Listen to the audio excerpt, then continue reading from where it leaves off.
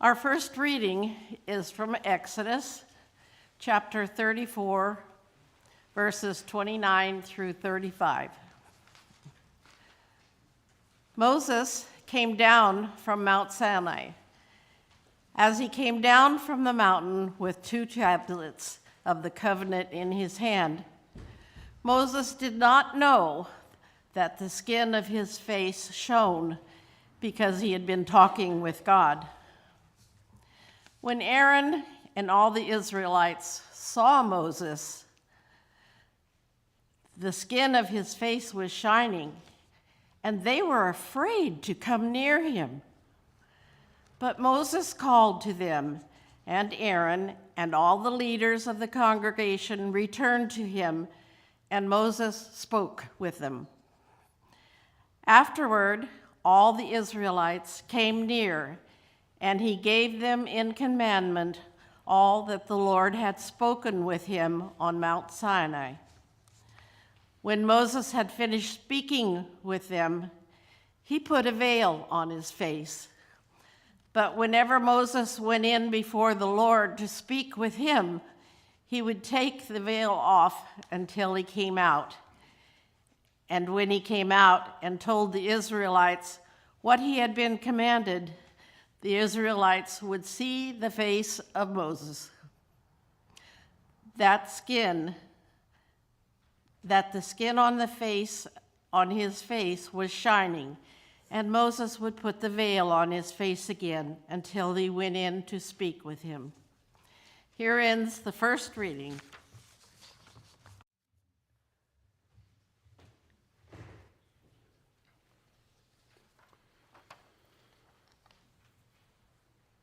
So that image of Moses coming down from Mount Sinai with his face glowing and shining with the glory of God is both, I think, a powerful and a little bit of a disturbing image for us. As one writer put it, Moses' face shone with the wondrous wattage of God's glory. But we notice that both the leaders and the people were a bit frightened to approach Moses because of his transfigured and glowing face. And so we're told Moses was forced to veil himself, to veil the glory of God, to play down this face-to-face encounter with the Lord. Because frankly, that can be very frightening. Well, this morning we are celebrating the Sunday of the Transfiguration of the Lord. We celebrate this every year. It is the last Sunday of Epiphany, the first Sunday before the beginning of Lent. And as I mentioned earlier, we have Ash Wednesday coming up, marking the 40 days of preparation before Easter. And so it's this story of this encounter with the glory of God that bridges us from the season of Epiphany to the season of Lent this morning. So in your bulletin, if you'd like to follow along, we have the reading from Luke chapter 9, as we've been in Luke's gospel.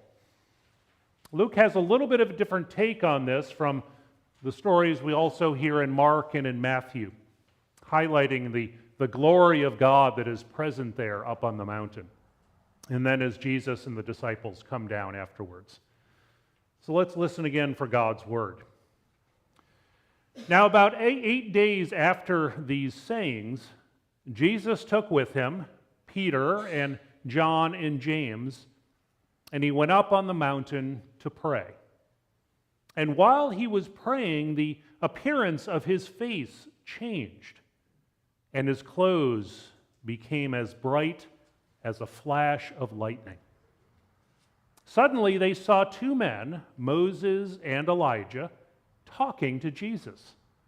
They appeared in glory, and they were speaking about his exodus, which he was about to fulfill in Jerusalem. Now Peter and his companions were weighed down with sleep, but as they awoke, they saw his glory and the 2 men who stood with him. And just as they were leaving, Peter said to Jesus, "Master, it is good for us to be here. Let us set up 3 tents, one for you, one for Moses, and one for Elijah." not realizing what he was saying. And as Peter was saying this, a cloud came and overshadowed them, and they were terrified as they entered the cloud. Then from the cloud came a voice that said, "This is my Son, my chosen. Listen to him." When the voice had ceased, they found Jesus alone. And they kept silent, and for the time being told no one of any of the things they had seen. On the next day, they came down from the mountain. A great crowd met him. Just then, a man from the crowd shouted, "Teacher, I beg you to look at my son. He is my only child." Suddenly, a spirit seized him, and at once he shrieks. It convulses him until he foams at the mouth. It mauls him and will scarcely leave him. I begged your disciples to cast it out, but they could not. Jesus answered, "O faithless, twisted generation, how much longer must I be with you and put up with you? Bring your son here." And while he was being brought forward, the demon dashed him to the ground in convulsions. But Jesus rebuked the unclean spirit and healed the child and gave him back to his father. Everyone was amazed and astounded at the grandeur of God. While everyone was marveling at all these things, at what Jesus was doing, he said to his disciples, "Let these words sink into your ears. The Son of Man is going to be betrayed into human hands." But they did not understand this saying. Its meaning remained concealed from them, so they could not perceive it. And they were afraid to ask him about this saying. Friends, this is the word of the Lord. Thanks be to God. Some of you may remember the 1981 movie Chariots of Fire. It was based on a true story about two British athletes competing at the 1924 Paris Olympics. You may recall that one of them was a devout Christian from Scotland, a man named Eric Liddell. And the other was a devout Jewish man named Harold Abrams. Now, there's a lot that goes on in the story, but ultimately, when they finally arrive at the Olympics, Harold Abrams, against all odds, wins the 100-meter dash race for Britain. But one of his main competitors, Eric Liddell, was not able to race that day because it was held on a Sunday, and he refused to run on a Sunday because of his faith. So instead, he decided to switch and to run the 400-meter race. And against all odds, he beats all of the competition and wins a gold medal. Now, after the games are over, there's a scene where the athletes are returning by train to London, and they all rush excitedly off the train into the station to welcoming crowds and family and friends. All of them, that is, except for Harold Abrams. He waits for the crowd to disperse before he slowly pulls himself up and gets off the train, seemingly dejected and depressed. Now, the New Testament scholar N.T. Wright uses this as an example for our story this morning, and he writes this. He said, Harold Abrams had achieved what he set out to do. He held the long-coveted prize of the gold medal in his hand. He had been up to the top of the mountain. But he is now realizing that whatever he does in the rest of his life, he will never stand there again. He has come down from the giddy heights of the mountain to face the reality of the world. And he wonders, what now? What now? Our gospel lesson from Luke chapter 9 has a similar theme to it, of Jesus and the three disciples ascending to the great heights of the mountain. and then what happens next after that mountaintop experience. In many ways, this is a blending of two separate stories in two very different settings. Two stories that are held together by Jesus and his presence and his actions. As we've seen that Luke loves to do this, to put two characters, two stories, and two situations side by side for us to ponder. Up there on the mountain is the abode of God. It is filled with lightning and clouds and divine presence. We find Jesus in his glory speaking to Moses and Elijah, the two towering figures of the Old Testament, and the voice of God affirming his identity. But down below in the valley, of course, are those who literally are left behind. Imagine the 9 other of the disciples as they aren't given the privilege of going up the mountain with Jesus. The crowd following Jesus, hoping for a miracle, seeing some spectacle up there on the mountain. But down below, it's the scribes and the other enemies of Jesus, sowing discord and conflict. The writer Debbie Thomas invites us to reimagine these two scenes in this telling. Let me share what she writes. She says, "Up on the mountain we see a man bent over in prayer who suddenly erupts in a sudden light, glowing with the glory of God. It seems that glory leaks from every pore of his body as 3 sleepy disciples cower and watch their master glow. And then suddenly 2 figures appear out of time and space, Moses and Elijah. In solemn tones, they speak to Jesus of the Exodus, of his fulfillment there in Jerusalem. But the disciples, seemingly comprehending nothing, babbled nonsense in response. "Let us make tents," they said. "Let us stay here forever because this is so good." But quickly a cloud descends on them, thick and impenetrable. It envelops the disciples. They fall on their faces, frightened and sure that the end of their life has come.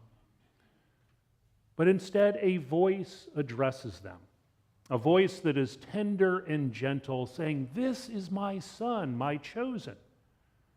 The voice hums with love and delight. And the disciples, a little bit braver now, look up, and they gaze at their master, the shining one. And a father's pure joy sings with the stars, "This is my beloved son. Listen to him."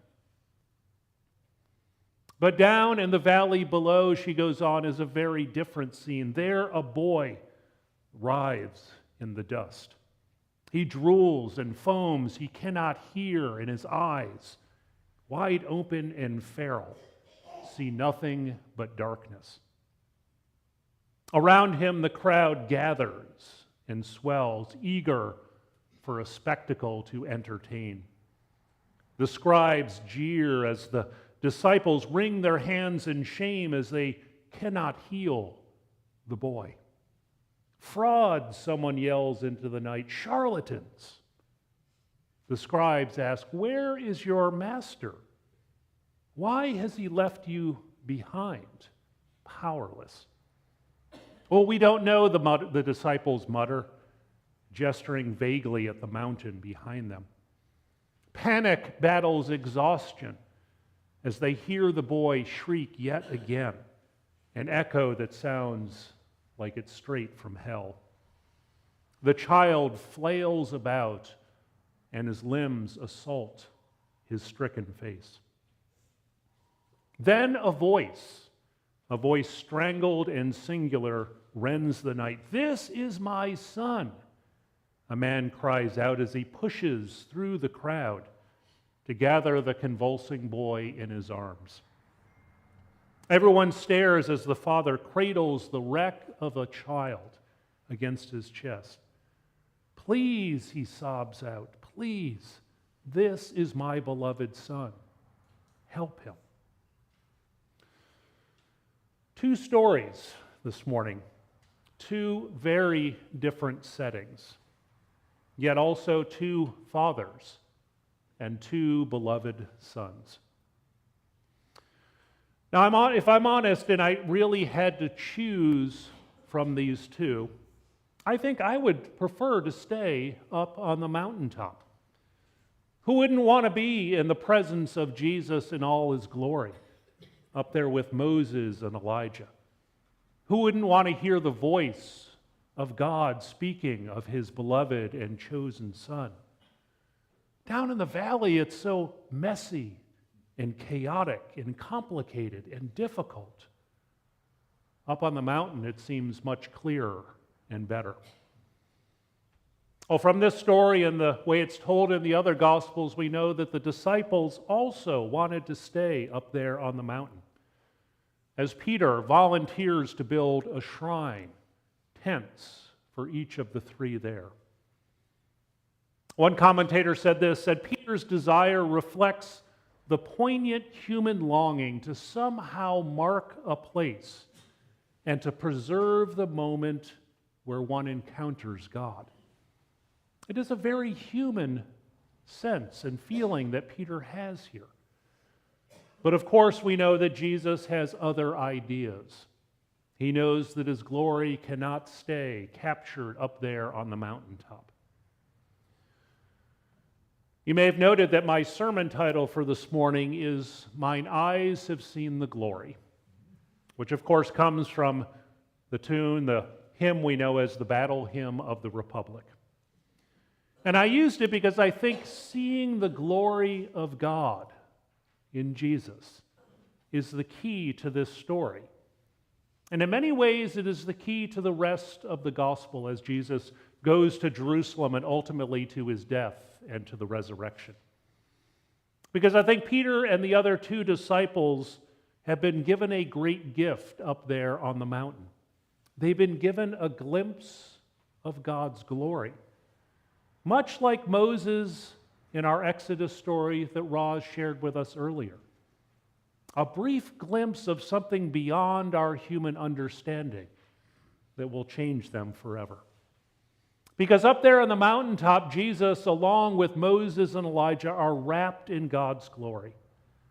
It is a glory, though, that is shared, a glory that illuminates not just the past, but also the present and the future that is to come in the rest of the gospel. It is this glory and this presence that must not be hidden, that must not be captured in shrines or tents and left on the mountain. Now, one problem I came across this morning is that the image and the concept of glory is one that I think is difficult for us to clearly understand. It's one of those things we almost can't quite wrap our brains around. Now, the word in the gospel in Greek is the word doxa, from which comes our word doxology, which means simply to praise. But it's really based on a Hebrew word and Hebrew concept of kavod. In a little literal sense, kavod means to be weighty, to have heft, to be heavy. But it also means something beyond that. It means majesty and honor, reverence and importance and distinction. Kavod means something that is of value and of worth and results in praise. In the Ten Commandments that Moses has brought down the mountain, we hear that we are to honor our mothers and fathers. It is that word kavod that is there. We are to hold them in reverence, in importance, and that is the theme of this story today. And in many ways, the Transfiguration is making a very bold claim about this kavod, about this glory of God. It's saying that we experience it most clearly when we are together and in community. That not even Jesus shows forth his glory when he is alone. It is in the presence of his three disciples. It is when Moses and Elijah are there when his true glory shows forth. So only in community, only with others, is the glory of God most clear. So what was glimpsed up on the mountaintop by Peter and James and John, of course, is something that is really beyond our human understanding for description.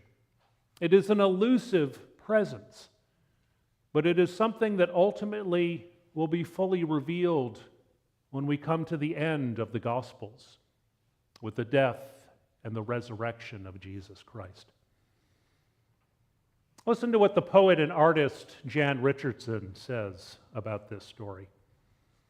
She says, "Believe me, I know how tempting it is to remain inside the blessing of glory.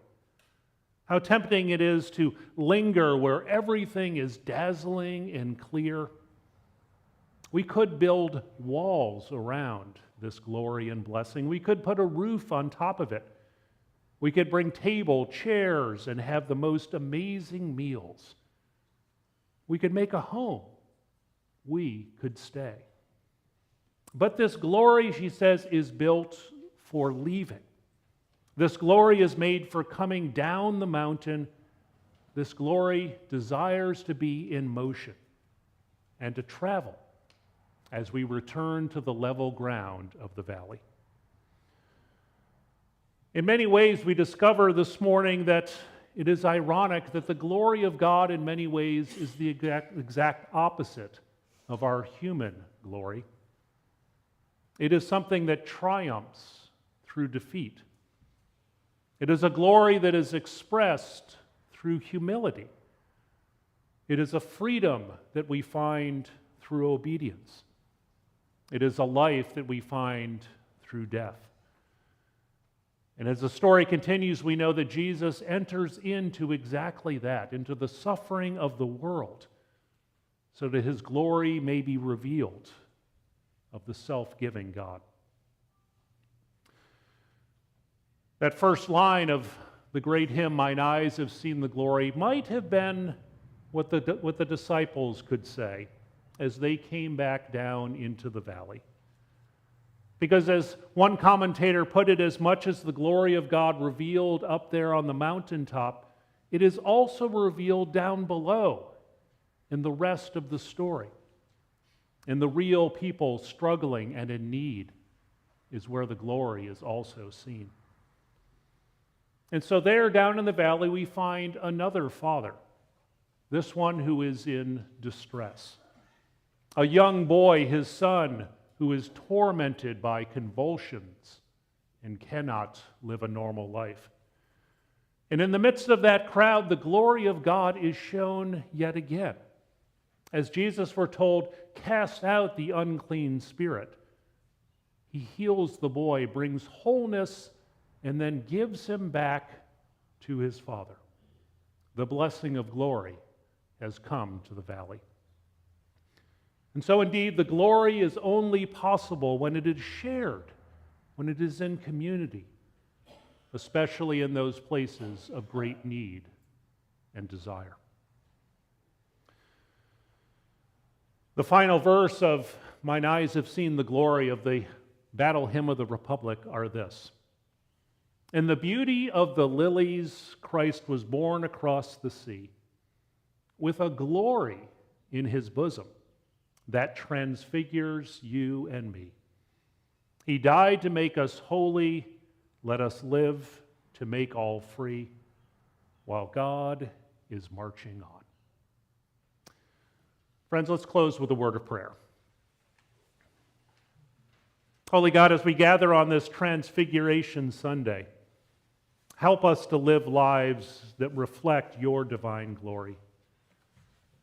May we walk among our sisters and brothers as a blessing, bearing light into dark places, hope into places of despair, and may we bring love that casts out hate. Lord, our world is hurting, and we need the followers of Jesus to follow more closely. Maybe then we will hear your voice speaking to us, saying, "Listen to my child, the beloved. Listen to him." Friends, to God be all praise and honor and glory this day. Amen.